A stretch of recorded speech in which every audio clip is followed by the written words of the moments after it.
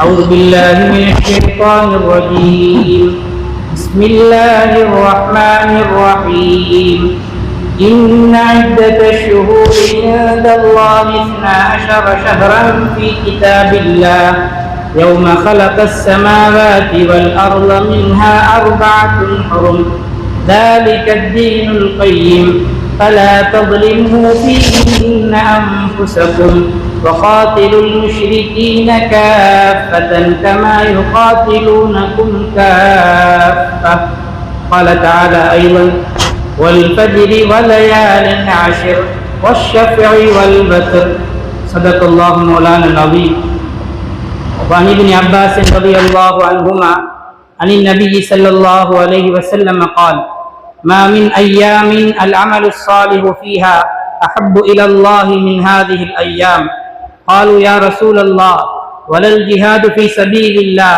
قال: ولا الجهاد في سبيل الله إلا رجلا خرج بنفسه وماله ثم لم يرجع من ذلك بشيء.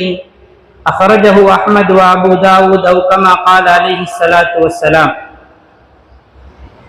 பின்னிலும் மண்ணிலும் பல கோடிக்கணக்கான ஜீவராசிகளை படைத்து பரிபாலித்துக் கொண்டிருக்கக்கூடிய வல்லநாயன் அல்லாஹ் சுப்ஹானஹு வ தஆலா ஒருவனுக்கே புகழ் அனைத்தும் உண்டாவதாக. அல்ஹம்துலில்லாஹ்.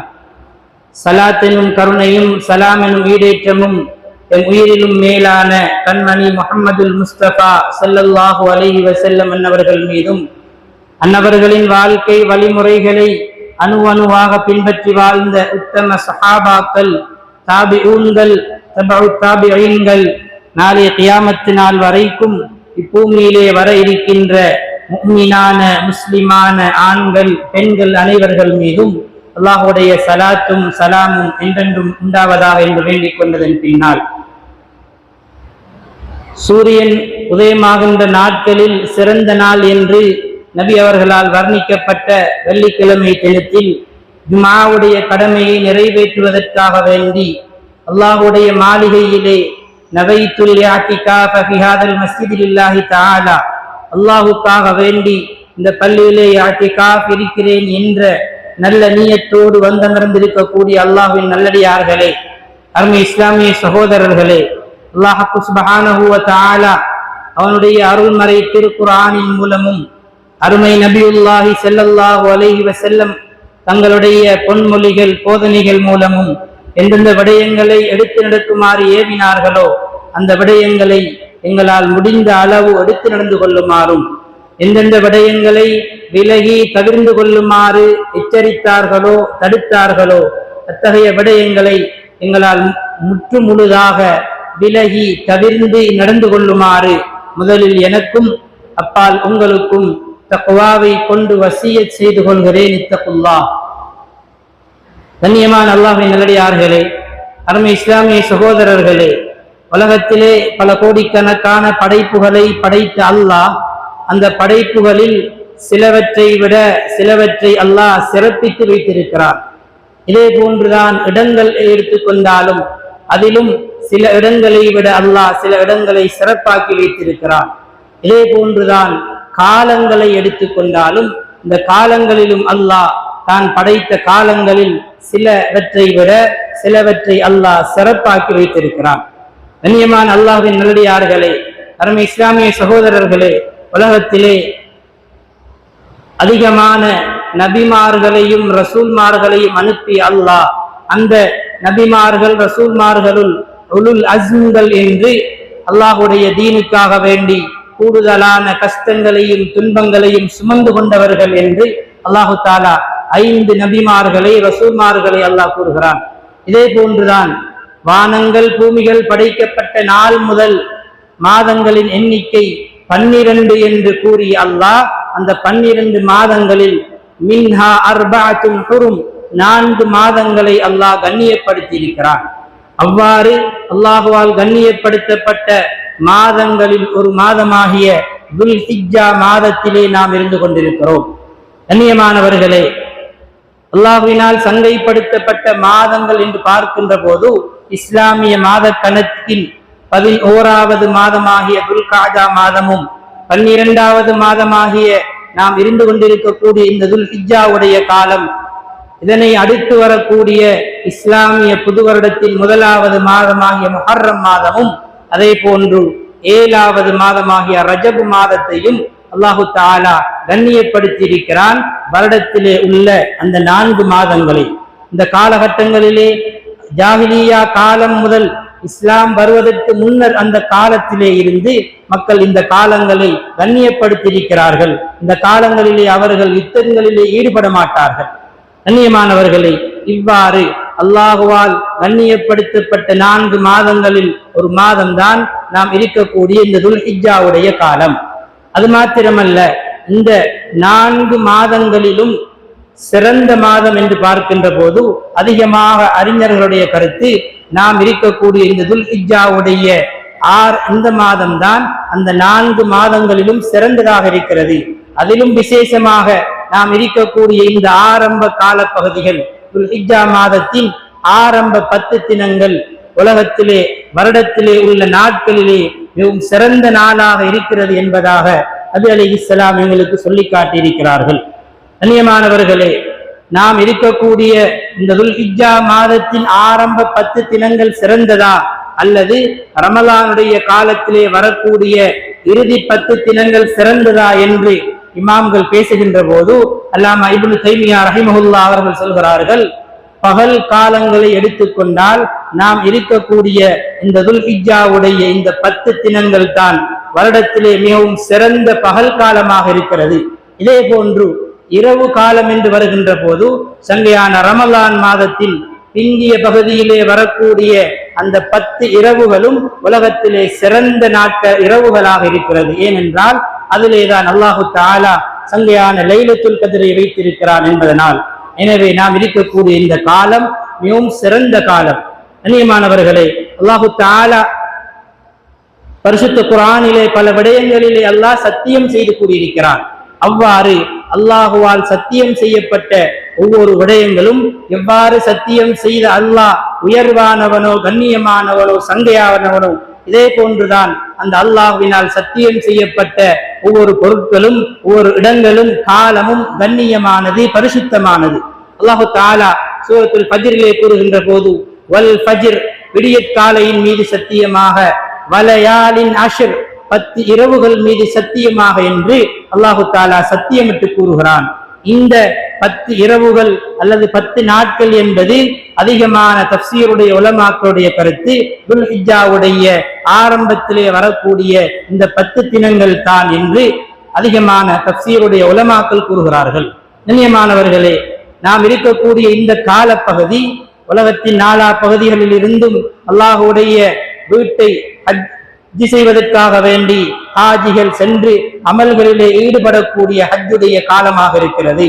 நபி அலைஹிஸ்ஸலாம் ஹதீஸிலே சொன்னார்கள், உலகத்திலே அல்லாஹுக்கு விருப்பமான அமல்கள் செய்யப்படக்கூடிய காலங்களிலே அல்லாஹுக்கு மிகவும் விருப்பமான காலம் ஒன்று இருக்குமாக இருந்தால் அது இந்த துல்ஹிஜ்ஜாவுடைய ஆரம்ப 10 தினங்களிலே அடியார்கள் செய்யக்கூடிய அமல் வருடத்தின் இதர காலங்களிலே செய்யக்கூடிய அமலை விட அல்லாஹ் விரும்பக்கூடியதாக, நன்மைகளை அல்லாஹ் பன்மடங்காக அதிகமாக கொடுக்கக்கூடிய ஒரு காலமாக இருந்து கொண்டிருக்கிறது என்று நபி அலைஹிஸ்ஸலாம் சஹாபாக்களுக்கு முன்னால் சொன்னபோது சஹாபாக்கள் கேட்டார்கள், யா ரசூலல்லாஹ், அல்லாஹுடைய பாதையிலே ஜிஹாதுக்கு செல்வதை விட இந்த 10 நாட்களில் செய்யக்கூடிய அமல் அல்லாஹுக்கு விருப்பமானதா என்று கேட்டபோது நபி அலைஹிஸ்ஸலாம் சொன்னார்கள், ஆம், அல்லாஹுடைய பாதையிலே ஜிஹாதுக்கு செல்வதை விட இந்த 10 நாட்களிலே நீங்கள் செய்யக்கூடிய அமல்கள் அல்லாஹுக்கு மிக விருப்பமானது என்பதாக சொல்லிவிட்டு சொன்னார்கள்.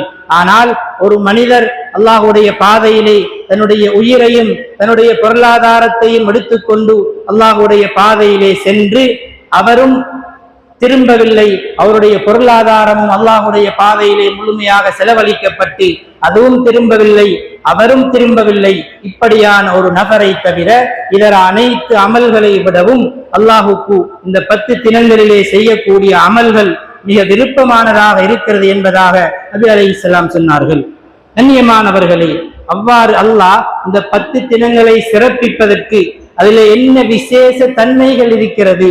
இதர காலங்களை போன்றுதானே இந்த காலங்கள் என்று பார்த்தால் கண்ணியமான அல்லாஹ்வின் நல்லடியார்களே, இஸ்லாத்தின் ஐம்பெரும் கடமைகளில் ஐந்தாவது கடமையாகிய ஹஜ்ஜுடைய கடமையை பொறுத்த வரைக்கும் இந்த துல்ஹிஜ்ஜா மாதத்தின் ஆரம்ப தினங்களிலே தான் அந்த ஹஜ்ஜுடைய அமலை செய்ய முடியும். இந்த தினங்கள் ஒருவருக்கு தப்பி போய்விட்டால் ஏனைய அமல்களை போன்று இது அல்லாத காலங்களிலே அந்த ஹஜ்ஜுடைய அமலை அவரால் செய்ய முடியாது. ரமலானுடைய நோன்பு தப்பிவிட்டால் அதனை அடுத்த வரக்கூடிய மாதங்களிலே கலா செய்யலாம். அதே போன்றுதான் தொழுகை, ஒரு நேர தொழுகை தப்பிவிட்டால் அதற்கு அடுத்த நேரத்தில் அதனை கலா செய்யலாம். ஆனால் ஹஜ்ஜுடைய அமலை பொறுத்த வரைக்கும் இந்த துல்ஹிஜ்ஜாவுடைய ஆரம்ப தினங்களிலே தான் ஹஜ்ஜுடைய அமலை செய்யலாமே தவிர இது தப்பிவிட்டது அடுத்த மாதம் செய்யலாம் என்று இந்த ஹஜ்ஜுடைய அமலை இது அல்லாத எந்த காலங்களிலும் செய்ய முடியாது. எனவேதான் அல்லாஹு தஆலா இந்த 10 தினங்களை விசேஷமாக ஆக்கி வைத்திருக்கிறார். அல்லாமா இப்னு ஹஜர் அஸ்கலானி ரஹிமஹுல்லாஹ் அவர்கள் சொல்லுகின்ற போது சொன்னார்கள், இந்த 10 தினங்களை அல்லாஹ் சிறப்பாக்கி வைப்பதற்கு காரணம் அடிப்படையான வணக்கங்களாகிய தொழுகை, நோன்பு, சதகா, ஹஜ்ஜி என்று இஸ்லாத்தின் அனைத்து கடமைகளும் நடைபெறக்கூடிய ஒரு காலம் ஒன்று இருக்குமாக இருந்தால் அது வருடத்தில் இந்த துல்ஹிஜ்ஜா மாதத்தின் ஆரம்ப 10 தினங்கள் தான். எனவேதான் அல்லாஹ் இதனை சிறப்பாக்கி வைத்திருக்கிறான் என்பதாக ஹஜ்ரத் அல்லாமா இப்னு ஹஜர் அஸ்கலானி ரஹிமஹுல்லாஹ் அவர்கள் குறிக்காட்டுகிறார்கள். எனவே கண்ணியமானவர்களே, இந்த சிறப்பான காலங்களில் நாம் என்ன அமல்களை செய்ய வேண்டும் என்பதையும் நபி அவர்களும் சஹாபாக்களும் எங்களுக்கு முன்னர் வாழ்ந்த சலஃபு சாலிஹூன்கள் நல்லவர்களும் எங்களுக்கு காட்டி தந்திருக்கிறார்கள். கண்ணியமானவர்களே, இந்த தினங்களிலே நாங்கள் செய்ய வேண்டிய முக்கியமான அமல்களிலே முதலாவதுதான் 5 நேர தொழுகைகளையும் ஆரம்ப தக்பீரோடு நாங்கள் தொழுவது. அதே போன்று முன்பின் சுன்னத்தான தொழுகைகளையும் நாங்கள் அல்லாஹுடைய மாளிகைக்கு போய் தொழுவது.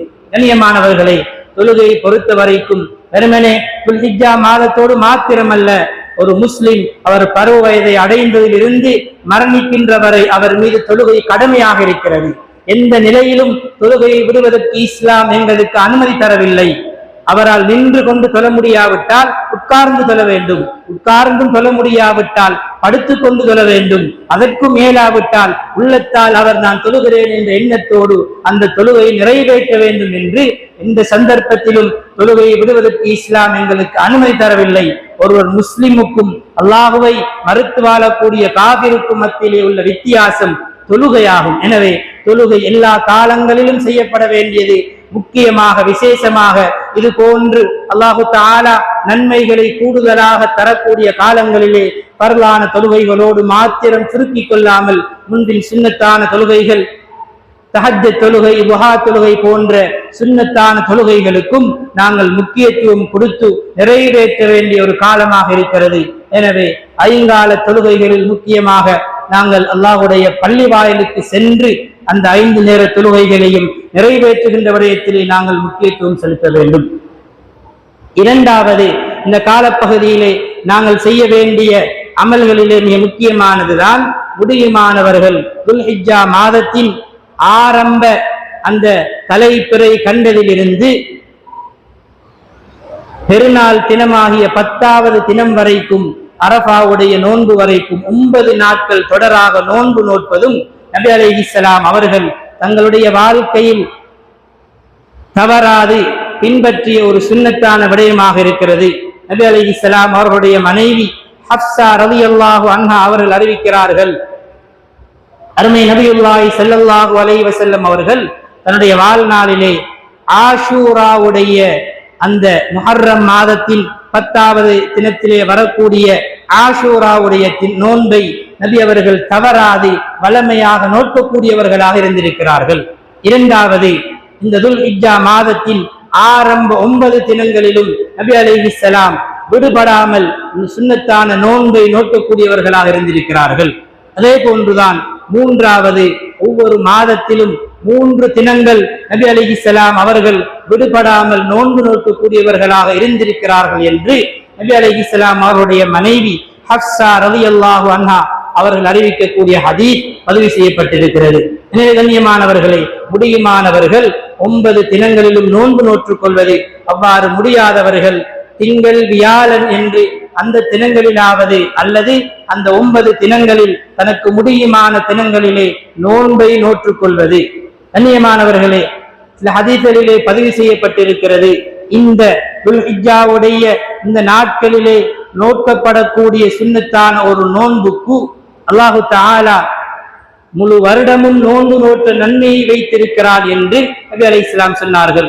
அதே போன்றுதான் இந்த 10 தினங்களிலே ஒருவர் இரவு நேரங்களிலே நின்று வணங்குகிறார் என்றால் அதற்கும் அல்லாஹு தஆலா ஒரு நாளுடைய வணக்கத்திற்கு அல்லாஹு தஆலா லைலத்துல் கத்ருக்கு வழங்கக்கூடிய நன்மையை போன்று இந்த இரவு காலங்களிலே இரவு வணக்கங்களிலே ஈடுபடக்கூடியவருக்கு அல்லாஹ் கொடுக்கிறான் என்பதாக நபி அலைஹிஸ்ஸலாம் சொன்ன ஹதீஸ் திர்மிதி, இப்னு மாஜா போன்ற கிரந்தங்களிலே பதிவு செய்யப்பட்டிருக்கிறது.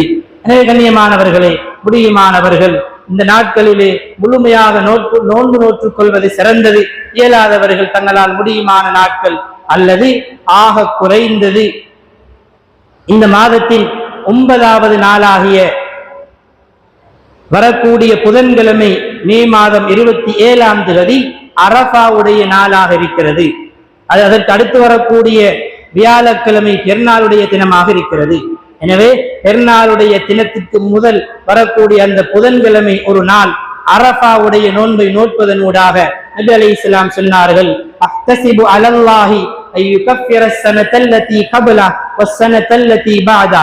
கடந்த ஒரு வருடம், இதற்கு பின்னால் வரக்கூடிய ஒரு வருடம் என்று 2 வருட பாவங்களை அல்லாஹ் நாம் நோக்கக்கூடிய இந்த அரஃபாவுடைய ஒரு நாளுடைய நோன்புக்கு பகரமாக அல்லாஹ் மன்னிக்கிறான் என்பதாக நபி அலைஹிஸ்ஸலாம் சொன்னார்கள். எனவே கண்ணியமானவர்களே, அல்லாஹு தஆலா எங்களுக்கு நன்மைகளை வாரி வழங்குவதற்கு காத்து கொண்டிருக்கக்கூடிய ஒரு காலம்.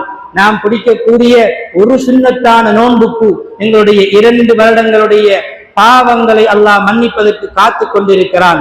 எனவே கண்ணியமானவர்களே, வரக்கூடிய புதன்கிழமை அரஃபாவுடைய நாள் 9வது நாள் இந்த நோன்பை நோட்பதனூடாக எங்களுடைய 2 வருட பாவங்கள் மன்னிக்கப்படுகின்றன.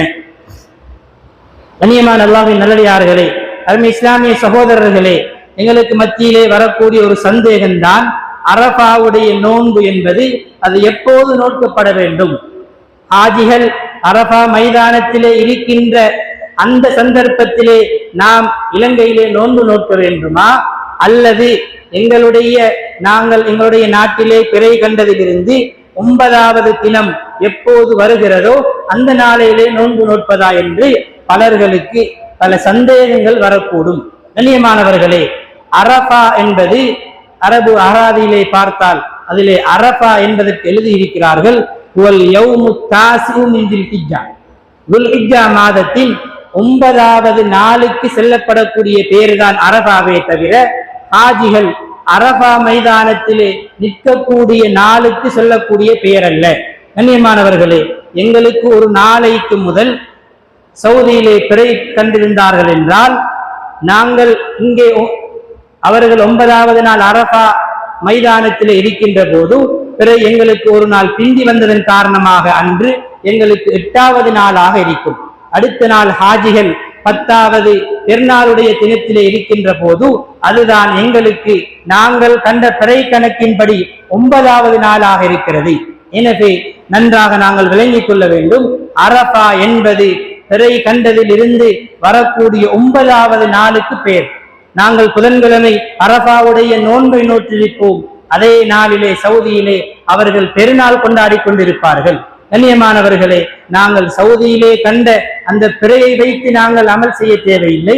எங்களுடைய பகுதியிலே நாங்கள் கண்ட இந்த பிறையை வைத்து எங்களுக்கு அரஃபாவுடைய நாள் என்பது அது 9வது நாள் புதன்கிழமையாக இருக்கிறது என்பதை விளங்கி அந்த புதன்கிழமை ஒரு நாளிலே நாங்கள் நோன்பு நோக்கின்ற போது அல்லாஹு தஆலா எங்களுடைய 2 வருட பாவங்களை மன்னிப்பதற்கு அந்த ஒரு நாளுடைய நோன்பு காரணமாக அமைகிறது.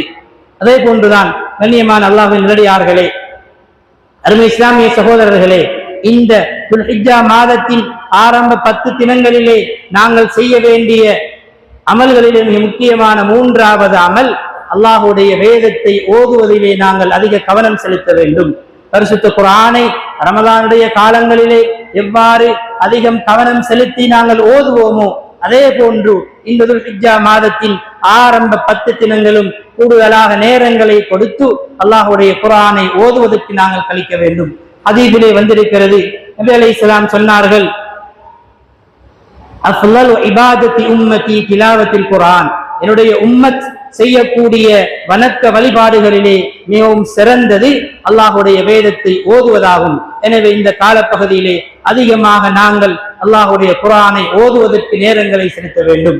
அதே போன்றுதான் இந்த காலப்பகுதியிலே நாங்கள் செய்ய வேண்டிய இன்னும் ஒரு அமல் தான் அதிகமாக அல்லாஹு தஆலாவை திக்ர் செய்வது. எல்லா காலங்களிலும் காலை மாலையிலே ஒரு முஃமின், ஒரு முஸ்லிம் அல்லாஹுவை திக்ர் செய்ய வேண்டும். விசேஷமாக இது போன்ற விசேஷ தினங்கள் வருகின்ற போது கூடுதலாக அந்த திக்ரை அதிகரித்துக் கொள்ள வேண்டும். அல்லாஹு தஆலா சூரத்துல் ஹஜ்ஜுடைய 28வது வசனத்தில் அல்லாஹ் கூறுகின்ற போது, வயذ்குருல்லாஹ ஃபீ அய்யாமின் மஅலூமாத், அறியப்பட்ட அந்த நாட்களிலே நீங்கள் அல்லாஹுவை திக்ர் செய்து கொள்ளுங்கள் என்று அல்லாஹு தஆலா இந்த வசனத்தில் அல்லாஹ் ஞாபகப்படுத்திக் கொண்டிருக்கிறான். ஃபீ அய்யாமின் மஅலூமாத் என்பதற்கு தஃப்ஸீருடைய உலமாக்கள் விளக்கம் கூறுகின்ற போது, அய்யாமும் மஅலூமாத் என்பது துல்ஹிஜ்ஜாவுடைய ஆரம்ப 10 தினங்கள், ஹஜ்ஜுடைய அமல் நடைபெறக்கூடிய தினங்களை தான் குறிக்கிறது. எனவே இந்த காலப்பகுதியிலே நாங்கள் அல்லாஹுவை அதிகமாக திக்ர் செய்ய வேண்டும். நபி அலைஹிஸ்ஸலாம் ஒரு ஹதீஸிலே சொன்னார்கள், உலகத்திலே அல்லாஹுக்கு அமல் செய்வதிலே மிக முக்கியமான அல்லாஹ் விரும்பக்கூடிய காலம் இந்த துல்ஹிஜ்ஜாவுடைய இந்த ஆரம்ப 10 தினங்கள் என்று சொல்லிவிட்டு சொன்னார்கள், அந்த 10 தினங்களிலே தஸ்பீஹை அதிகமாக செய்து கொள்ளுங்கள், சுப்ஹானல்லாஹ் என்ற வார்த்தை அதிகமாக திக்ர் செய்யுங்கள், வத்தஹலீல், தஹலீல் என்று சொல்லக்கூடிய லா இலாஹ இல்லல்லாஹ் என்ற வார்த்தையை இந்த காலங்களில் அதிகமாக திக்ர் செய்யுங்கள், வத்தக்பீர், தக்பீர் என்று சொல்லக்கூடிய அல்லாஹு அக்பர் என்ற வார்த்தையையும் இந்த காலப்பகுதியிலே நீங்கள் அதிகமாக திக்ர் செய்யுங்கள் என்பதாக நபி அலைஹிஸ்ஸலாம் எங்களுக்கு சொல்லி தந்திருக்கிறார்கள். எனவே இந்த நாட்களிலே நாங்கள் சுப்ஹானல்லாஹ், அல்ஹம்துலில்லாஹ், லா இலாஹ இல்லல்லாஹ், அல்லாஹு அக்பர் என்ற திக்ர்களை அதிகமாக செய்து கொள்ள வேண்டும். அதே போன்றுதான் கண்ணியமானவர்களே, இந்த தினங்களிலே நாம் செய்ய வேண்டிய மிக முக்கியமான இன்னும் ஒரு அமல் தான் சதகாக்களை, தான தர்மங்களை இதர காலங்களை விட இந்த காலத்திலே அதிகமாக தான தர்மங்கள் செய்வது. கண்ணியமானவர்களே, எங்களிலே அதிகமானவர்கள் பழகி இருக்கிறார்கள் ரமலானுடைய காலம், அதிலும் குறிப்பாக ரமலானுடைய பிந்திய காலங்களிலே சதகாக்கள், ஜகாத்துகள், தான தர்மங்கள் என்று வாரி வாரி வழங்குவார்கள். ஆனால் ரமலானுடைய காலம் முடிவடைந்து விட்டால் அதோடு அந்த பாபை மூடி விடுவார்கள். அதற்கு பிறகு அவர்கள் சதகாக்கள், தான தர்மங்கள் செய்ய வேண்டுமாக இருந்தால் மீண்டும் ஒரு ரமலான் அல்லது ரமலானுடைய பிந்திய கால பகுதியில் வருகின்ற போதுதான் எங்களுடைய சமூகத்திலே அதிகமானவர்கள் இந்த சதகாக்களையும் தான தர்மங்களையும் கூடுதலாக செய்கிறார்கள். அவ்வாறு கிடையாது. சதகாக்கள், தான தர்மங்கள் என்பது எங்களுடைய வாழ்க்கையிலே வரக்கூடிய முசீபத்துகளை தட்டக்கூடியதாக இருக்கிறது. அல்லாஹுடைய கோபத்தை இல்லாமல் செய்கிறது.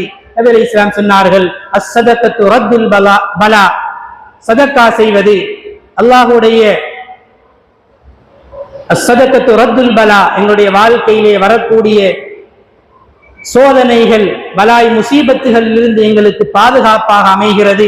இன்னொரு ஹதீஸிலே சொன்னார்கள், சதகா செய்யுங்கள், இது அல்லாஹுடைய கோபத்தை தணிக்கும் என்று சொன்னார்கள். இவ்வாறு சதகாவின் மூலம் அதிகமான நன்மைகளை அல்லாஹு தஆலா வைத்திருக்கிறான். இன்னொரு ஹதீஸிலே நபி அலைஹிஸ்ஸலாம் சொன்னார்கள், சதகா செய்வதன் மூலம் உங்களுடைய நோய்களுக்கு நீங்கள் நிவாரணத்தை பெற்றுக் கொள்ளுங்கள் என்று சதகாவுடைய அதிகமான பிரயோசனங்கள் இருக்கிறது. எனவே கண்ணியமானவர்களே, எல்லா காலங்களிலும் சதகாவை எங்களால் முடியுமான வரை நாங்கள் கொடுக்க வேண்டும். அது எங்களுடைய பாதுகாப்புக்கு, எங்களுடைய பொருளாதாரத்துடைய பாதுகாப்புக்கு, அதிலே வளர்ச்சி ஏற்படுவதற்கு, பரக்கத் ஏற்படுவதற்கு காரணமாக அல்லாஹ் சதகாக்களை நாங்கள் கொடுக்கக்கூடிய தான தர்மங்களை ஆக்கியிருக்கிறான். அதிலும் விசேஷமாக நாம் இருக்கக்கூடிய இந்த துல்ஹிஜ்ஜாவுடைய இந்த 10 தினங்களிலே அதிகமாக நாங்கள் சதகாக்களை செய்கின்ற போது ஒரு ஹதீஸிலே நபி அலைஹிஸ்ஸலாம் சொன்னார்கள், இப்னு மாஜாவிலே பதிவு செய்யப்பட்ட ஹதீஸ், யார் இந்த துல்ஹிஜ்ஜா மாதத்தின் இந்த 10 தினங்களிலே ஒரு முஸ்லிமுக்கு உதவி செய்கிறாரோ அல்லாஹு தஆலா அவருக்கு சுன்னத்தான ஹஜ்ஜை செய்த நன்மையை அல்லாஹ் வழங்குகிறான். கண்ணியமானவர்களே, ஹஜ் உம்ரா என்று எடுத்துக்கொண்டால் ஒரு முஸ்லிமுடைய வாழ்க்கையில் அது வாழ்நாளில் ஒரு தடவை தான் ஒரு ஹஜ் செய்வதும் ஒரு உம்ரா செய்வதும் தான் வாஜிபாக இருக்கிறது. அதற்கு மேலதிகமாக அவர் செய்யக்கூடிய ஒவ்வொரு உம்ராக்களும் ஒவ்வொரு ஹஜ்ஜும் அது சுன்னத்தான ஹஜ்ஜுகளாகத்தான் இருக்கிறது. நபி அலைஹிஸ்ஸலாம் சொன்னார்கள், யார் இந்த காலப்பகுதியிலே அல்லாஹுக்காக வேண்டி சதகாக்களை அதிகமாக வாரி வழங்குகிறாரோ அல்லாஹு தஆலா அவருக்கு சுன்னத்தான ஹஜ்ஜுடைய நன்மையை வழங்குகிறார் என்று நபி அலைஹிஸ்ஸலாம் இந்த காலப்பகுதியிலே அதிகமாக சதகாக்களை தான தர்மங்களை கொடுக்குமாறு எங்களை ஆர்வமூட்டி இருக்கிறார்கள். எனவே சதகாக்கள் தான தர்மங்களுடைய விஷயத்திலும் நாங்கள் அதிகமாக கவனம் செலுத்த வேண்டும்.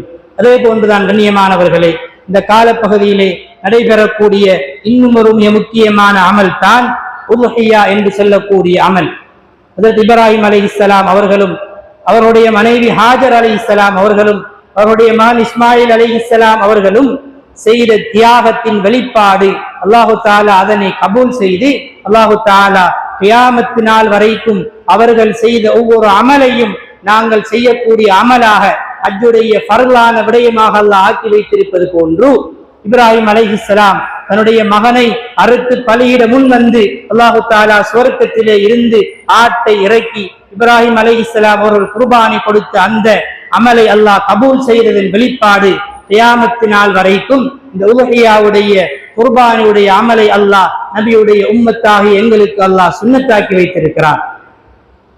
எனவே கண்ணியமானவர்களே, நபி அலைஹிஸ்ஸலாம் சொன்னார்கள், மன் கான லஹு ஸஅத்துன் ஃபலம் யுலஹி, யாரிடத்திலே குர்பான் கொடுப்பதற்கு உலுஹியா கொடுப்பதற்கான வசதி வாய்ப்புகள் இருந்தும் அவர் அந்த கடமையை நிறைவேற்றாமல் இருந்தால் ஃபலா யக்ரபன்ன முஸல்லானா, அவர் நாங்கள் தொழக்கூடிய எங்களுடைய அந்த பெருநாள் தொழுமிடத்திற்கு அவர் வர வேண்டாம் என்று நபி அலைஹிஸ்ஸலாம் சொல்லியிருக்கிறார்கள். அந்த அளவு குர்பானியுடைய அமல் என்பது முக்கியமான ஒரு சுன்னாவாக இருக்கிறது. யாருக்கெல்லாம் அல்லாஹ் வாய்ப்பு வசதியை தந்திருக்கிறானோ அது முழுமையாக ஒரு மாட்டைத்தான் வாங்கி கொடுக்க வேண்டும் என்பது கிடையாது. என்னால் முழுமையாக ஒரு மாடு கொடுப்பதற்கு வசதி இல்லை என்றால் 7 பேர் சேர்ந்து 7 பேர் சேர்ந்து அந்த முழு மாட்டினுடைய பங்கை கொடுக்கலாம். உதாரணமாக ஒரு மாடு 1,40,000 ரூபாய் என்றால் ஒருவருக்கு 20,000 ரூபாய் வீதம் 7 பேர் சேர்ந்தும் அந்த குர்பானியுடைய கடமையை நிறைவேற்றலாம்.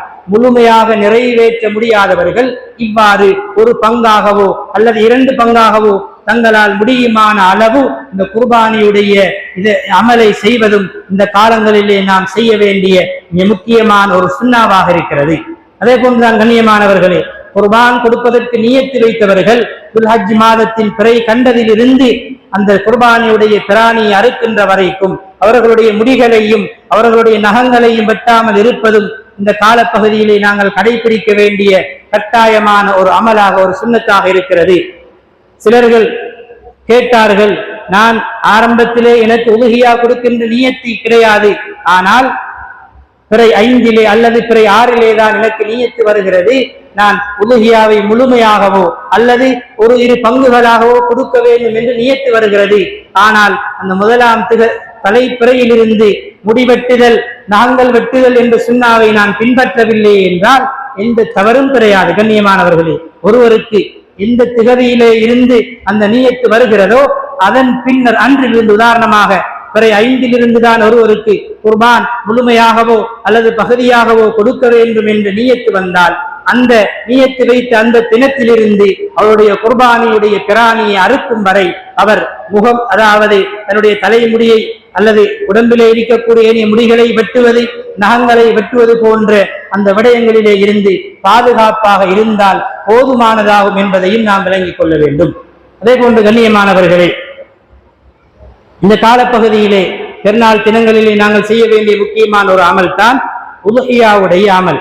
ஆனால் எங்களுடைய நாட்டிலே இந்த வருடம் உலுஹியாவுடைய காலமும் சிங்கள பெரும்பான்மை இனத்தவர்கள் கொண்டாடக்கூடிய அந்த பொசனுடைய காலமும் கிட்ட வருவதனால் அரசாங்கம் எங்களுக்கான உலுஹியாவுடைய கடமையை நிறைவேற்றிக் கொள்வதற்காக 2 தினங்களை ஒதுக்கி தந்திருக்கிறார்கள். பெருநாளுடைய தினமாகிய வியாழக்கிழமை 28ஆம் திகதியும் அதனை அடுத்து வரக்கூடிய 11வது துல்ஹிஜ்ஜாவுடைய பிறை 11வது பெருநாளைக்கு அடுத்த தினமாகிய 29ஆம் திகதியுமாக இந்த 2 தினங்களுக்குள்ளால் எங்களுடைய உலுஹியாவுடைய அனைத்து கடமைகளையும் நிறைவேற்றிவிட வேண்டும் என்று அரசாங்கத்தால் எங்களுக்கு பணிக்கப்பட்டிருக்கிறது. எனவே கண்ணியமானவர்களே, அரசாங்கத்தினுடைய கட்டளைகளுக்கு அடிபணிந்து நடப்பதும் அது இந்த எங்களுடைய இஸ்லாம் எங்களுக்கு சொல்லித்தரக்கூடிய ஒன்றாக இருக்கிறது. எனவே கண்ணியமானவர்களே, இந்த 2 தினங்களுக்குள்ளால் எங்களுடைய அத்தனை உலகையாவுடைய பிராணிகளையும் அறுத்து முடித்து விட வேண்டும் என்ற விடயத்திலே நாங்கள் உறுதியாக இருக்க வேண்டும். அவ்வாறுதான் அதனை நிறைவேற்ற வேண்டும் என்ற இந்த விடயங்களிலும் நாங்கள் கவனம் செலுத்தி நாங்கள் பரிசனையாக இருக்க வேண்டும். ஏனென்றால் கண்ணியமானவர்களே, நாங்கள் வாழக்கூடிய நாடு முஸ்லிம் அல்லாதவர்கள் பெரும்பான்மையாக இருக்கக்கூடிய நாடு. அவ்வாறு இருந்தும் இந்த நாட்டிலே எங்களுக்கான அனைத்து சுதந்திரங்களும், எங்களுக்கான மதங்களை பின்பற்றுவதற்கான அனைத்து சுதந்திரத்தையும் இந்த நாட்டுடைய அரசாங்கம் எங்களுக்கு வழங்கி இருக்கிறது. எனவே அரசாங்கத்தின் அந்த கட்டளை பிரகாரம் அந்த 28, 29ஆம் தினங்களுக்குள்ளால் எங்களுடைய உலகையாவுடைய கடமையை முழுமையாக நிறைவேற்றி விட வேண்டும் என்பதையும் நான் இந்த ஃபுத்பாவிலே ஞாபகப்படுத்திக் கொள்கிறேன். அதே போன்றுதான் கண்ணியமான அல்லாஹ்வுடைய நல்லடியார்களே, இந்த ஹஜ்ஜுடைய பெருநாள் தினங்கள் வந்துவிட்டால் அதிகமாக நாங்கள் தக்பீர் சொல்வதும் ஒரு நபி அலைஹிஸ்ஸலாம் எங்களுக்கு காட்டி தந்த சுன்னாவாக இருக்கிறது. துல்ஹஜ் மாதத்தின் 9ஆம் தினத்திலிருந்து ஐயாமு தஷ்ரீக்குடைய பெருநாள் கழித்து வரக்கூடிய 3 தினங்கள் வரைக்கும் ஐங்கால தொழுகைகளுக்கு பின்னால் நாங்கள் தக்பீரை சொல்லுவோம். இது அல்லாத ஏனைய இடங்களிலே, இந்த காலப்பகுதிகளிலே நாங்கள் வீடுகளிலே இருக்கின்ற போதும் கடைகளிலே இருக்கின்ற போதும் அதிகமாக தக்பீர்களை சொல்லிக் கொள்வதும் நபி அலைஹிஸ்ஸலாம் அவர்களும் சஹாபாக்களும் எங்களுக்கு காட்டி தந்த ஒரு மிக முக்கியமான சுன்னாவாக இருக்கிறது. அதே போன்றுதான் ஹஜ்ஜி பெருநாள் என்று வருகின்ற போது ஹஜ்ஜி பெருநாளைக்காக வேண்டி செல்லக்கூடிய நாங்கள் தொழுதுவிட்டு பெருநாளுடைய தொழுகையை நிறைவேற்றிவிட்டு அதன் பின்னர் உலுஹியாவுடைய பிராணியை அறுத்து அந்த உலுஹியாவுடைய பிராணியை சமைத்து சாப்பிடுவதும் ஒரு சுன்னாவாக இருக்கிறது. நபி அலைஹிஸ்ஸலாம் ஹஜ்ஜி பெருநாளைக்காக வேண்டி பெருநாள் தொழுகையை முடித்துவிட்டு அதற்கு அடுத்த அமலாக உலுஹியாவுடைய பிராணியை அறுக்கின்ற அந்த அமலை அவர்கள் செய்துவிட்டுத்தான் அதன் பின்னர் தங்களுடைய உணவை உண்ணக்கூடியவர்களாக இருந்திருக்கிறார்கள்.